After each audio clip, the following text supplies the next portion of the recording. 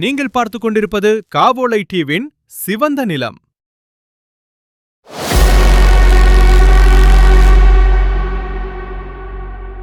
எட்டு கோடி 70 லட்சம். ஆம், 8 கோடி 70 லட்சம். என்ன இது 8 கோடி 70 லட்சம் என்பது பணமா அல்ல என்ன? சிந்தித்துக் கொண்டிருங்கள். நான் உங்கள் காவோலை எடிசன். இந்தியாவில் படிப்பு அல்லாமல் வேலை சார்ந்த திறன் அடிப்படையிலான பயிற்சியும் மேற்கொள்ளாமல் எந்த விதமான வேலையே இல்லாமல் இருக்கும் 18 வயதிலிருந்து 27 வயதிலான இளைஞர்களின் எண்ணிக்கை தான் இது. 2 நாட்களுக்கு முன்பு இந்தியாவின் திட்ட கமிஷன், அதாவது நிதி ஆயோகானது கொடுத்த கணக்கின் அடிப்படையில் 8 கோடியே 70 லட்சம் இளைஞர்கள் படிப்பு, பயிற்சி திறன், வேலை இது எதுவும் இல்லாமல் சும்மா சுற்றி கொண்டிருக்கிறார்கள். யார் இவர்கள்? எங்கு இருக்கிறார்கள்? என்ன செய்து கொண்டிருக்கிறார்கள் என்பதை நாம் சிந்தித்து பார்க்க வேண்டும். இந்த இளைஞர்கள் நம் சமூகத்தின் ஒரு அங்கமாக எங்கோ நடமாடிக்கொண்டிருக்கிறார்கள். உங்கள் மகனாகவோ மகளாகவோ உங்கள் தம்பி தங்கையாகவோ ஏதோ ஒரு உருவத்தில் இவர்கள் நடமாடிக்கொண்டிருக்கிறார்கள். இவர்களை வைத்துத்தான் இந்த இந்தியாவின் எதிர்காலமானது கட்டமைக்கப்படுகிறது. 2039ஆம் ஆண்டுக்குள் உலகின் வல்லரசாக மாறிவிடும் என்று கனவு கொண்டிருக்கும் நாம் இந்த இளைஞர்களுக்கு இளைஞருடைய திறமையை, உழைப்பை பயன்படுத்த தெரியாமல் அல்லது அதற்கான கொள்கைகள் இல்லாமல் திருவிழாவில் தாயை தவறவிட்ட குழந்தை போல திருட்டு வெளி விழித்துக் கொண்டிருக்கிறோம். இந்தியாவின் மக்கள் தொகை பலன், ஒரு ஆளுமையின் சவால் என்ற தலைப்பில் இன்று நாம் பேச போகிறோம். இந்தியாவின் மக்கள் தொகை மாற்றமானது வெகு வேகமாக நடந்து கொண்டிருக்கிறது. ஆனால் அதனால் ஏற்படும் பொருளாதார பலனை உறுதியாக பெறுவதற்கு இன்னும் நிறைய தூரம் செல்ல வேண்டியுள்ளது. இந்த கட்டுரையானது இந்தியாவின் மக்கள் தொகை மாற்றம் ஒரு வரலாற்று சிறப்புமிக்க சாதகமாக அமைய வேண்டும். ஆனால் கட்டமைப்பு ரீதியான தடைகள் அதன் ஆற்றலை எவ்வாறு கட்டுப்படுத்துகின்றன? இந்தியாவின் வளர்ச்சி பாதையை மட்டுப்படுத்தக்கூடிய 6 முக்கியமான தடைகளையும் அதன் மக்கள் தொகை ஆற்றலை வெளிக்கொணர்வதற்கான வழிகளையும் ஆராய்ச்சி செய்கிறது. சரி, மக்கள் தொகை பயன் என்றால் என்ன? ஒரு நாட்டின் மக்கள் தொகையின் வயது கட்டமைப்பில் ஏற்படும் மாற்றங்களின் காரணமாக அந்நாடு அடையக்கூடிய சாத்தியமான பொருளாதார வளர்ச்சி தான் அது. இந்த கருத்து பற்றிய விவாதங்களின் மையத்தில் இந்தியா அடிக்கடி இடம்பெறுகிறது. இன்று இந்தியா ஒரு முக்கிய உலக பொருளாதார சக்தியாக உருவெடுப்பது பற்றி பேசும்போது இதன் இளமையான மக்கள் தொகையை நீடித்த பொருளாதார வளர்ச்சிக்கு வழிவகுக்கும் என்ற அனுமானத்தின் அடிப்படையிலேயே பெரும்பாலான பேச்சுகள் அமைகின்றன. இந்த தர்க்கமானது மிகவும் நேரடியானது. உழைக்கும் உடையவர்களுடன் ஒப்பிடும்போது அவர்களை சார்ந்திருப்பவர்களின் எண்ணிக்கை குறைவாக இருந்தால் அது வரப்போகும் தலைமுறையின், அதாவது குழந்தைகளுக்கு அதிக முதலீடு செய்ய முடியும் என்பது உண்மை. குறிப்பாக சுகாதாரம், ஊட்டச்சத்து, கல்வி மற்றும் திறன்களில் அதிக முதலீடு செய்ய முடியும். சிறந்த திறன்களை கொண்ட தொழிலாளர்கள் அதிக உற்பத்தி திறன் கொண்டவர்களாக இருப்பதால் இந்த சமூகத்தில் தனிநபர் வருமானமானது அதிகரிக்கிறது. மேலும் பெண்கள் தொழிலாளர் படையில் சேர்வதற்கான வாய்ப்புகள் அதிகமாகின்றன. இது குடும்ப வருமானத்தையும் ஒட்டுமொத்த நாட்டின் வளர்ச்சி நிலையையும் உயர்த்துகிறது. பல சகாப்தங்களாக இந்தியாவின் மக்கள் தொகை வளம் குறித்த நம்பிக்கை நன்கு நிலைத்திருந்தது. ஆனால் அந்த நம்பிக்கை தற்போதைய அரசுகளின் போக்கின் காரணமாக ஒரு அழுத்தத்திற்கு உள்ளாகியுள்ளது என்பது உண்மை. மக்கள் தொகை பலனை பெறுவது என்பது நல்ல சுகாதாரம், தரமான கல்வி, கண்ணியமான வேலை வாய்ப்புகள் மற்றும் பெண்களின் அதிகாரம் அளித்தல் ஆகியவற்றிற்கு முன்னுரிமை அளிக்கும் ஒரு சாதகமான கொள்கை சூழலை பொறுத்தது என்ற புரிதல் பல ஆய்வுகளுக்கு உட்படுத்தப்பட்டு அரசுகளுக்கு அறிக்கைகளாக சமர்ப்பிக்கப்பட்டு இருக்கின்றன. ஆனால் அதற்கான அரசுகளின் செயல்பாடுகள் ஒன்றும் திருப்திகரமாக இல்லை. கிழக்காசிய புலிகள் என்று அழைக்கப்படும் ஹாங்காங், சிங்கப்பூர், தென்கொரியா மற்றும் தைவான் ஆகியவை தங்கள் மக்கள் தொகையில் தீவிரமாக முதலீடு செய்தன. அதன் காரணமாகவே அவை மிகுந்த புகழை அடைந்தன. கருவுறுதல் குறைவு, உயர்தர கல்வி மற்றும் ஏற்றுமதி சார்ந்த உற்பத்தியில் பெரும் முதலீடுகள் ஆகியவை உருவாகின. இதன் காரணமாக அந்த மக்கள் தொகையானது வயதாகும் முன்பே அந்நாடுகள் செல்வந்த நாடுகளாக மாறிவிட்டன. அந்த நாடுகளின் அனுபவமானது இந்தியாவிற்கு என்ன ஆபத்து வரும், அதை எவ்வாறு கைகொள்ள வேண்டும் என்பதை அடிக்கோடிட்டு காட்டுகிறது. ஆனால் நமக்கு தோணுவதெல்லாம் இந்தியா செல்வந்தர் ஆவதற்கு முன்பே வயதாகி விடுமா என்ற கேள்விதான். இனி ஒரு நாட்டின் நிறுவனங்கள் அதன் மக்கள் தொகை மாற்றத்தை வெற்றிகரமாக நிர்வகிக்க முடியாமல் போனால் அந்நாட்டின் நிலைமையானது எங்கு கொண்டு செல்லும் என்பதே உண்மையான கேள்வி. குறிப்பிடத்தக்க கொள்கை மாற்றங்களை இந்த அரசுகள் ஏற்படுத்தாமல் போகுமானால் 20ஆம் நூற்றாண்டின் பிற்பகுதியில் லத்தீன் அமெரிக்காவின் சில பகுதிகளை போன்ற நிலைக்கு இந்தியா தள்ளப்படும் அபாயம் நம் முன்னால் நின்று கொண்டிருக்கிறது. அப்பகுதியில் சார்ந்து வாழ்பவர்கள் விகிதங்கள், அதாவது உழைப்பவர்களை சார்ந்து இருப்பவர் விகிதங்கள் குறைந்து வந்த போதிலும் ஆழமான சமூக ஏற்றத்தாழ்வுகள் மற்றும் வரையறுக்கப்பட்ட மனித மூலதனம் காரணமாக பல நாடுகள் தங்கள் மக்கள் தொகையால் வரும் லாபத்தை நீடித்த வளர்ச்சியாக மாற்ற தவறிவிட்டன. உலகின் தெற்கிலிருந்து கிடைக்கும் இந்த பாடமானது மக்கள் தொகை வளர்ச்சிக்கான வாய்ப்புகள் விரைவாக மூடப்படலாம். உதாரணமாக, ஈரான் தனது நாட்டில் குடும்ப கட்டுப்பாடு மற்றும் பெண் கல்வி திட்டங்கள் மூலம் பொருளாதார வாய்ப்புகளை அதிகரிப்பதில் முதலீடு செய்துள்ளது. ஆனால் அதே சமயம் ஆப்பிரிக்காவின் துணை சகாரா என்று அழைக்கப்படும் பகுதியானது பல நாடுகளை உள்ளடக்கியது. குறைந்த மனித மூலதனத்துடன் உயர் கருவுறுதல் விகிதங்கள் நீடிப்பதால் தங்களுடைய பெரிய உழைக்கும் வயது மக்கள் தொகை பெருக்கத்தை பயன்படுத்திக் கொள்ள முடியாமல் போராடி வருகிறது. இந்தியாவை பொறுத்தவரை அதன் மக்கள் தொகை மாற்றத்தின் முழு பயனையும் பெறுவதற்கான திறவுகளானது ஆளுகையை மேம்படுத்துவதில் தான் உள்ளது.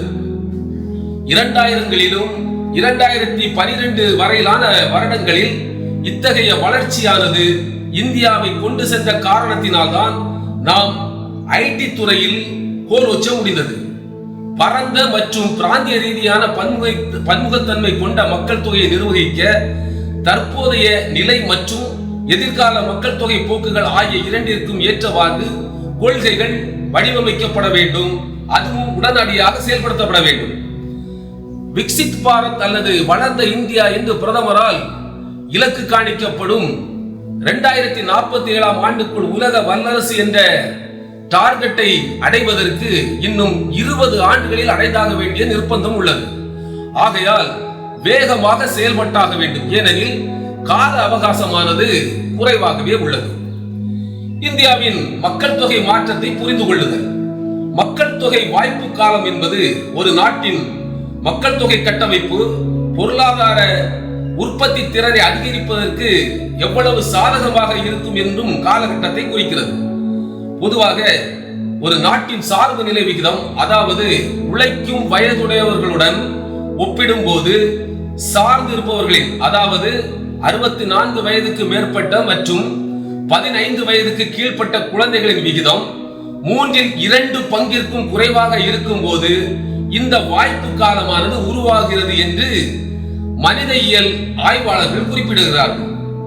இந்தியாவின் பொது விவாதங்களில் பெரும்பாலும் மத ரீதியான கருவுறுதல் வேறுபாடுகள் அல்லது குடியேற்றம் போன்றவற்றிலேயே கவனம் செலுத்தப்படுகின்றன. தேர்தல் வழிமுறைகளிலும் கொள்கை ரீதியாக இத்தகைய பிரச்சனைகளே கூடுதலாக பேசப்பட்டு மக்களின் சேவை மனப்பான்மை மற்றும் தொழில் ரீதியான செயலூக்கத்தை மூடி மறைக்கின்றன.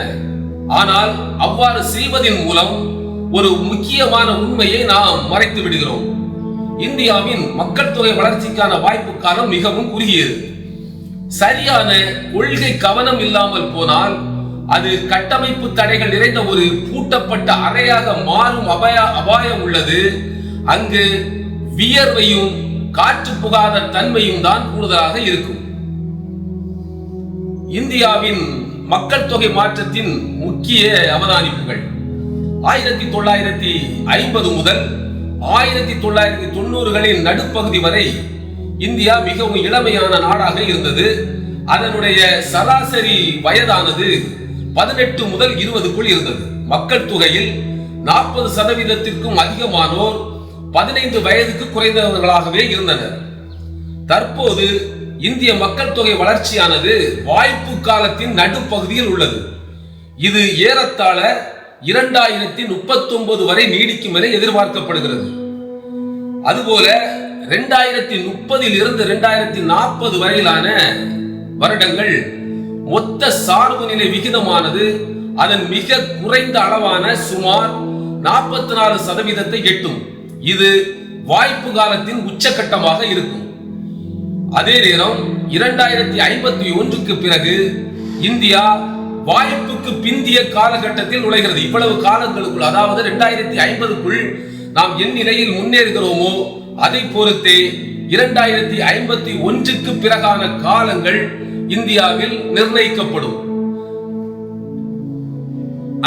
இந்த நூற்றாண்டின் இறுதியில் ஏறத்தாழ இந்த சார்பு நிலையானது 50% நோக்கி செல்லும் என்று ஆய்வாளர்கள் கணிக்கிறார்கள். மொத்த சார்பு நிலை விகிதத்தின் யூவடிவ பாதையானது முந்தைய, அதாவது முதலில் சொன்ன 10 ஆண்டுகளில் குழந்தைகளாகவும் பிந்தைய 10 ஆண்டுகளில் முதியவர்களாகவும், அதாவது சார்ந்திருப்பவர்களாகவும் மாறியிருப்பதை இது பிரதிபலிக்கிறது. இந்தியா இன்னும் இடைப்பட்ட கட்டத்தில் இருந்தாலும் பிற கட்டங்களுக்கான திட்டமிடல் இப்பொழுதே தொடங்கப்பட வேண்டும். ஒவ்வொரு கட்டத்திலும் நிறுவனங்களை முறையாக மாற்றியமைக்க தவறினால் சகாரா பிராந்தியத்தில் நடைபெற்றது போல தேக்க நிலை ஏற்படும் அபாயம் உள்ளது. இன்றைய கொள்கை ரீதியான முடிவெடுத்தலில் இந்தியா அந்த தேக்க நிலையை நோக்கி செல்லும் என்று கூடுதலான சமூக அறிவியல் ஆய்வாளர்கள் குறிப்பிடுகிறார்கள். இந்தியாவின் மக்கள் தொகை வரலாறு. இந்தியாவின் மக்கள் தொகை மாற்றமானது பொது சுகாதார நிலையின் தலையீடுகள், இலக்கு சார்ந்த கொள்கைகள் மற்றும் பொருளாதார மாற்றம் ஆகியவற்றின் கவலையை பிரதிபலிக்கின்றன.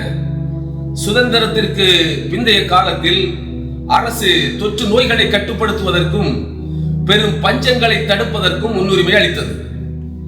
அது சிசு மரண விகிதம் 1950 1000 உயிருள்ள பிறப்புகளுக்கு 175 இறப்புகளாக இருந்தது. 2023 வெறும் 22 கடுமையாக குறைந்தது. அதுபோல 2005 தேசிய ஊரக சுகாதார இயக்கம் மற்றும் 2013 தோன்றிய தேசிய நகர்ப்புற சுகாதார இயக்கம் போன்ற முன்னெடுப்புகள் இந்த சரிவின் வேகத்தை இன்னும் அதிகமாக அதிகரித்தன. 1952 அதிகாரப்பூர்வ தேசிய குடும்ப கட்டுப்பாட்டு திட்டத்தை ஏற்றுக்கொண்ட முதல் வளரும் நாடு இந்தியாவாகும். ஆனால் 1970களின் பிற்பகுதியில் நடத்தப்பட்ட கட்டாய கருத்தடை பிரச்சாரங்களுக்காகவே இன்று வரை இது பெரும்பாலும் கட்சிகளால் நினைவு கூறப்பட்டு வருகிறது. ஆனால் இவற்றால் ஏற்பட்ட நன்மைகளை நாம் ஒரு விதத்தில் மறந்து நிற்கிறோம். ஒரு விதமான இதற்கு எதிரான குடும்ப கட்டுப்பாட்டு திட்டத்திற்கு எதிரான விளம்பரங்களின் காரணமாக நாம் இத்தகைய மூளை நிலையை கொண்டுள்ளோம். பல சகாப்தங்களாக மொத்த கருவுறுதல் விகிதமானது ஒரு பெண்ணுக்கு 5 முதல் 6 குழந்தைகள் என்ற அளவில் அதிகமாகவும் தேக்க நிலையிலும் இருந்து வந்தது. இந்த தேக்க நிலையானது அரசின் அதிரடியான செயல்பாடுகள் காரணமாக 1970களில் குறைய தொடங்கியது. அதாவது மக்கள் தொகை இலக்குகளிலிருந்து விலகி உரிமைகள் அடிப்படையிலான குடும்ப கட்டுப்பாட்டை நோக்கி அரசை மாற்றியது. 1991 ஆண்டின் பொருளாதார தாராமயமாக்கலானது நகர்ப்புறங்களில் வேலை வாய்ப்புகள் விரிவடைய செய்தன. ஆண்கள் மற்றும் பெண்கள் ஆகிய இரு பாலாரின் தொழிலாளர் பங்கேற்பும் அதிகரித்தது. இளைஞர்களிடையே திருமண விகிதமானது காலகட்டத்தில் உயர்ந்தது. ஆனால் இந்த மாற்றங்கள் குழந்தை பிறப்பை அதிகரிக்கவில்லை, மாறாக கருவுறுதல் தொடர்ந்து சரிந்து வந்தது. இன்றைய நிலை இந்தியாவின் TFR என்று சொல்லப்படும் குழந்தை பிறப்பு விகிதமானது 2.1க்கு சற்று குறைவாக உள்ளது. இது மாற்று நிலை எனப்படும் ஒரு கட்டத்தை எட்டியுள்ளது. இந்தியாவின் முதுமை அடைதல் ஒரு பெரும் சவாலாக உருவெடுத்துள்ள போதிலும் இது பல சகாப்த கால தொடர்ச்சியான முதலீட்டையும் 1947ஆம் ஆண்டிலிருந்து ஏற்பட்ட குறிப்பிடத்தக்க மாற்றத்தையும் பிரதிபலிக்கும் ஒரு பொது சுகாதார வெற்றியாகும். 1947இல் நம் நாட்டின் சுகாதாரமும் இறப்பு விகிதமும் இருந்த சூழ்நிலையை மாற்றுவதற்கு அந்த காலகட்டத்தில் அரசுகள் பல கடுமையான முடிவை எடுத்ததன் காரணமாக இத்தகைய மாற்றத்தை நாம் இன்று பெற்றிருக்கிறோம். அதுபோல இன்னும் ஒன்றை நாம் கணக்கில் கொள்ள வேண்டும். ஒட்டுமொத்த போக்குகள் ஒரு களத்தை அமைக்க உதவுகின்றன, ஆனால் உண்மையான உள்நோக்கு மாநில அளவில் தான் உள்ளது. பரந்த இந்தியாவில் மாநிலங்கள் முழுவதும் உள்ள போக்குகள், கணிப்புகள் மற்றும் கொள்கைகளை ஆராயும் போது ஒரு முக்கிய உண்மையானது தெரிய வருகிறது. மக்கள் தொகை பலனை பெறுவது என்பது தலைவிதியின் சோதனை அல்ல, மாறாக அது ஒரு ஆளுமையின் பலன். மாநிலங்களை 3 வகையாக வகைப்படுத்தலாம். முதலாவதாக முதுமை எல்லையை அடைந்த மாநிலங்கள். எடுத்துக்காட்டுகள் கேரளா, தமிழ்நாடு, ஆந்திர பிரதேசம், கர்நாடகா மற்றும் மகாராஷ்டிரா, பஞ்சாப் போன்ற மாநிலங்கள். இந்த மாநிலங்களின் அளவுகோலை முதலாவதாக அடிப்படையாக கேரளாவை ஒப்பீட்டில் கொள்கிறார்கள். கேரளா சமூக நலன் மற்றும் எழுத்தறிவுக்கு முன்னுரிமை அளித்தது. அதுபோல மகாராஷ்டிராவானது பொருளாதார கட்டமைப்பில் முழு கவனம் செலுத்தியது. பஞ்சாப் வேளாண்மை பொருளாதாரத்தில் முதலீடு செய்தன. அந்த மாநிலங்களுக்கு தற்போது பல சவால்கள் எழுந்துள்ளன. அந்த மாநிலங்கள் வேகமாக வயதாகியவர்கள் கூடுதலாக உள்ள மாநிலங்களாக மாறி வருகின்றன. இதன் காரணமாக அவர்களுடைய சுகாதாரம் மற்றும் சேவைகளுக்காக அந்த மாநிலங்கள் அதிகமாக கடன் பெறுவதையும், தொடர்ச்சியான நிதி பற்றாக்குறைகள் அதிகரித்து வருவதும், ஓய்வூதியம் மற்றும் நலத்திட்டங்களுக்கான பொறுப்புகள் கூடுதலாக வருவதன் காரணமாக நிதி ஆயோக்கின் 2026 நிதி ஆரோக்கிய குறியீட்டில் கீழ்மட்டத்தில் இருக்கின்றன. இவற்றின் இந்த மாநிலங்களின் கொள்கை முயற்சிகளாக சில மாநிலங்கள் பிறப்பு விகிதங்களை அதிகரிக்க குழந்தை பிறப்பை ஊக்குவிக்கும் கொள்கைகளை இப்பொழுது நாடுகின்றன. உதாரணமாக ஆந்திர பிரதேசம் 2வது அல்லது 3வது குழந்தைக்கு 25,000 ரூபாயும் மற்றும் மாதந்தோறும் 1000 ரூபாய் உதவித்தொகை, இலவச கல்வி போன்ற சலுகைகளை முன்மொழிந்துள்ளது. இவற்றில் விமர்சனங்கள் எழாமல் இல்லை. நிதி ஊக்கத்தொகைகள் குறுகிய கால தாக்கத்தையே ஏற்படுத்துகின்றன. குழந்தை வளர்ப்பதற்கான ஒட்டுமொத்த செலவுகளில் இவை ஒரு சிறிய பகுதியை மட்டுமே ஈடு செய்கின்றன. கருவுறுதல் விகிதத்தை அதிகரிப்பதில் மட்டும் கவனம் செலுத்துவது என்பது ஒரு விதமான அறிஞர்களால் வர்ணிக்கப்படும் வெள்ளி பொருளாதாரத்திற்கு தயாராவதில் இருந்து கவனத்தை திசை திருப்பும் அபாயம் உள்ளது என்று தெரிவிக்கிறார்கள். அடுத்ததாக மாற்றமடையும் மத்திய பகுதி. எடுத்துக்காட்டாக ஹரியானா, இமாச்சல பிரதேசம், ஜம்மு காஷ்மீர், மேற்கு வங்கம் போன்ற மாநிலங்கள் ஆயுட்காலத்தின் ஒப்பீட்டளவில் விரைவான முன்னேற்றத்தை நோக்கி சென்று கொண்டிருக்கின்றன. ஆனால் அவை கேரளாவின் அளவுகோலை எட்டுவதற்கு இன்னும் 25 ஆண்டுகள் ஆகும். ஆனால் அந்த மாநிலங்களில் கருவுறுதல் சரிவு பின்தங்கி இருக்கிறது. இன்னும் அங்கு கருவுறுதல் சதவீதமானது அதிகமாகவே உள்ளது. இந்த மாநிலங்கள் இன்னும் கணிசமான உழைக்கும் வயதுள்ள மக்கள் தொகையை கொண்டுள்ளது. ஆனால் அவற்றை ஒரே நேரத்தில் பயன்படுத்துவதற்கும் இளைய தலைமுறையினருக்கான கல்வி மற்றும் உள்கட்டமைப்பில் முதலீடு செய்வதற்கும் அந்த மாநில அரசுகள் அக்கறை காட்டாமல் இயங்கி வருகின்றன. அடுத்ததாக 3வதாக நாம் சொல்ல போகும் இந்த இளமை இயந்திர மாநிலங்கள் தான் இந்தியாவினுடைய எதிர்காலம். எடுத்துக்காட்டாக அசாம், பீகார், குஜராத், மத்திய பிரதேசம், ஒடிசா, ராஜஸ்தான் மற்றும் உத்தரப்பிரதேசம். ஏறக்குறைய இந்தியாவின் உழைக்கும் மக்கள் தொகையில் 48% இந்த மாநிலங்கள் கொண்டுள்ளன. நாம் முதலில் சொன்னது போல 8.7 கோடி படிக்காத, பயிற்சி பெறாத, வேலை இல்லாத இளைஞர்கள் இந்த மாநிலங்களில் தான் 89% இருக்கிறார்கள் என்று நிதி ஆயோக்கின் அறிவிப்பானது தெரிவிக்கிறது.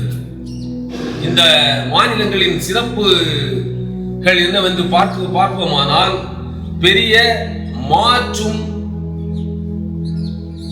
வளர்ச்சியை கொண்ட இளைஞர் மக்கள் தொகை, அதுபோல இறப்பு விகித குறைவில் குறிப்பிடத்தக்க தாமதங்கள், இவை இன்னும் இந்த மாநிலங்களினுடைய இறப்பு வயதானது கேரளாவின்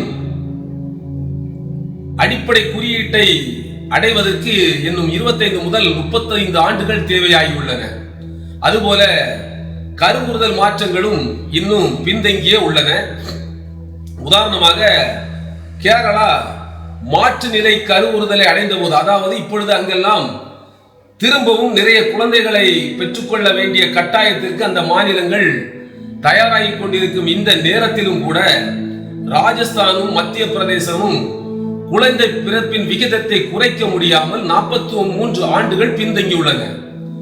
பீகார் 2041 இந்த நிலையை அடையும் என கணிக்கப்பட்டுள்ளது. அதாவது 53 ஆண்டுகள் காலதாமதமாக அவர்களுடைய வளர்ச்சி வேகமானது சென்று கொண்டிருக்கிறது. ஆனால் இந்திய அரசு செய்ய வேண்டியவை என்னவென்றால், இந்த மக்கள் தொகை ஒருங்கிணைப்பு மற்றும் அதன் வரம்புகளை பயன்படுத்தி இந்த இளைஞர் சமுதாயத்தை நாட்டின் வளர்ச்சிக்காக பயன்படுத்த வேண்டும். அது இந்த ஆண்டு வரையில் தவிர்க்கப்பட்டு கொண்டிருக்கின்றன. இதன் காரணமாகவே நாட்டின் பல்வேறு பகுதிகளில் இளைஞர்களுடைய எழுச்சியானது தற்காலங்களில் நிகழ்ந்து கொண்டிருக்கிறது. இத்தகைய போக்குகள் அதிகரிக்குமானால் ஒரு விதமான ஒழுங்கற்ற அரசியல் நிலை ஏற்படும் என்று அரசியல் வல்லுநர்கள் தெரிவிக்கிறார்கள். எனவே இந்த இளைஞர்களுடைய சக்தியை முன்னுக்கு கொண்டு வர தேவையான செயலூக்கங்களை அரசானது முன்னெடுத்து செல்ல வேண்டும். ஆயுட்காலத்தை மட்டும் மேம்படுத்துவது போதாது. நீண்ட காலம் வாழ்வது என்பது ஆரோக்கியமாக வாழ்வதை குறிக்காது. அவர்களுக்கு தேவையான முதிய காலத்திற்கான ஓய்வூதியங்கள், அதுபோல பொது சுகாதார நிலையப்பாடுகள் ஆகியவற்றை கட்டமைக்க வேண்டும் என்றால், இப்பொழுது இருக்கும் இளைஞர் சக்தியை நாம் அதற்கேற்ற வகையில் பொருளாதார ரீதியாக பயன்படுத்த வேண்டும். வயதாகி வரும் மாநிலங்கள் இப்பொழுது எதிர்கொள்ளும் ஒரு கடுமையான தொழிலாளர் தேவையை பூர்த்தி செய்வதற்கு இளமையான இளைஞர்கள் சக்தியை கூடுதலாக கொண்டிருக்கும் மாநிலங்கள் அந்த இளைஞர்களை ஏற்றுமதி செய்கின்றன. இது இளைய மாநிலங்களுக்கு ஒரு வாய்ப்பாக அமையும் பட்சத்தில் இடம்பெயர்வு, குறிப்பாக நகர்ப்புற மையங்களில் சமூக அரசியல் பதட்டங்களையும் உள்ளூர்வாசி வெளியூர்வாசி என்ற இயக்கவியலையும் தீவிரப்படுத்தக்கூடும் என்று அரசியல் வல்லுநர்கள் தெரிவிக்கிறார்கள். இந்தியாவின் முழுமையடையாத மக்கள் தொகை பங்கீடு குறித்த இந்த தொடரானது காட்டுவது போல எண்ணற்ற கட்டமைப்பு ரீதியான தடைகள் நாட்டின் ஆற்றலை கட்டுப்படுத்துகின்றன. குறிப்பாக காலாவதியான நகர்ப்புற ஒழுங்குமுறை, வளர்ச்சிக்கு தேவையான உள்கட்டமைப்புகள் கூடுதலாக புறக்கணிக்கப்பட்டு கொண்டிருக்கின்றன. அதற்கான வழிமுறைகள் வகுக்கப்பட வேண்டும், சட்ட திட்டங்கள் ஒழுங்குபடுத்தப்பட வேண்டும். காலநிலை மாற்றும் சுற்றுச்சூழல் அழுத்தங்கள், ஆரோக்கியத்தையும் உற்பத்தி திறனையும் இந்த காலநிலை மாற்றம் மற்றும் சுற்றுச்சூழல் அழுத்தங்களானது ஒரு விதத்தில் ஆட்சி செய்கின்றன. இவற்றை நம் கட்டுப்பாட்டுக்குள் கொண்டு வருவதற்கு அரசாங்கனது கொள்கைகளை வகுக்க வேண்டும். அதுபோல குடும்பங்களின் அளவு சுருங்கி வரும் வேளையில் பராமரிப்பு தேவையானது அதிகரிக்கிறது. இது பெண் தொழிலாளர்களின் பங்கேற்பை மேலும் ஒடுக்குவதற்கு பயன்படுகிறது. இதனை அரசுகள் முன்னின்று ஏற்று வயதானவர்களை பராமரிக்கும் பொறுப்பை அரசுகள் ஒரு திட்ட வகுத்தலின் வழியாக மேற்கொள்ள முன்வர வேண்டும். அதுபோல நம் நாட்டில் நிலவும் ஒரு மோசமான கொள்கை என்னவென்றால், ஒரு பொருத்தமற்ற நிலை என்னவென்றால், கல்வி அது சார்ந்த திறன். பல இளம் இந்தியர்கள் அதிக உற்பத்தி திறன் கொண்ட துறைகளில் அவர்களை ஈடுபட வைப்பதற்கு இது இந்த கல்விக்கும் அதனுடைய திறமைக்குமான பொருத்தமில்லாத தன்மையானது தடை செய்கிறது. இன்னும் கோலோச்சி இருக்கும் ஜாதி அடிப்படையிலான புறக்கணிப்பானது பல இளைஞர்களின் சக்தியை பயன்படுத்தி நாடு பொருளாதார ரீதியாக முன்னேற்றம் அடைவதை கட்டுப்படுத்துகிறது. அதுபோல பிறப்பின் போது ஆண் குழந்தைக்கு அளிக்கப்படும் முன்னுரிமையானது பெண் குழந்தைகளுக்கு அளிக்கப்படுவதில்லை. இது எதிர்கால சமூக மற்றும் பொருளாதார ஏற்றத்தாழ்வுகளை மேலும் ஆழமாக பதிய வைக்கப் போகிறது. முடிவாக, இந்தியாவின் மக்கள் தொகையை பயன்படுத்துவதற்கான வாய்ப்பானது நாளுக்கு நாள் சுருங்கி வருகிறது. அந்த இளைஞர்களுடைய சக்தியானது உபயோகமற்ற ஒரு பொருளாக மாற்றப்பட்டு வீதியில் எரியப்பட்டிருக்கிறது. இந்த மாற்றத்தின் ஊடாக நமது மக்கள் தொகையை கணக்கிட்டு நிர்வகித்து அவர்களுக்கு சமத்துவமான ஆதரவளிக்கும் தொலைநோக்கு பார்வையையும் திறனும் இந்த அரசு எடுக்க வேண்டும். அத்தகைய திறன் அரசுக்கு உள்ளதா என்பதே இன்றைய நமது மைய கேள்வியாகும். மக்கள் தொகை மூலமாக ஏற்படும் பொருளாதார பலன் என்பது ஆளுமைக்கான ஒரு சோதனை. அதை வெற்றிகரமாக எதிர்கொள்ள இந்தியா தன் கொள்கைகளை மறுசீரமைப்பு செய்ய வேண்டும். அதற்கான காலம் குறைவாகவே உள்ளது. ஆனால் வேகமாக செயல்படுமானால் இந்த வரப்போகும் 2059க்கு பிறகான தேக்க நிலை காலங்களை ஓரளவு தள்ளி போட முடியும். எனவே கட்டமைப்பு ரீதியான தடைகளை அகற்ற வேண்டும். இளைஞர்கள் சக்தியை பயன்படுத்துவதற்கு மற்றும் அவர்களுடைய திறன்களை மேம்படுத்துவதற்கு கூடுதலான நிதியானது ஒதுக்கப்பட வேண்டும். அனைத்து மாநிலங்களின் தனித்துவமான தேவைகளுக்கு ஏற்றவாறு செயல்பட முன்வர வேண்டும். காலம் கடத்தாமல் அரசு உடனடியாக தலையிட்டு இத்தகைய கொள்கை மாற்றங்களை கொண்டு வருமானால் கண்டிப்பாக நாட்டை 2047ஆம் ஆண்டுக்குள் உலக வல்லரசாக மாற்ற முடியும். ஆனால் காலமானது மிக குறைவாக உள்ளது. இவற்றை நம்மை ஆண்டு கொண்டிருக்கும் அரசுகள் கவனத்தில் கொள்ளுமா என்பதை காத்திருந்து பார்ப்போம். நன்றி. நான் உங்கள் காவோலை எடிசன்.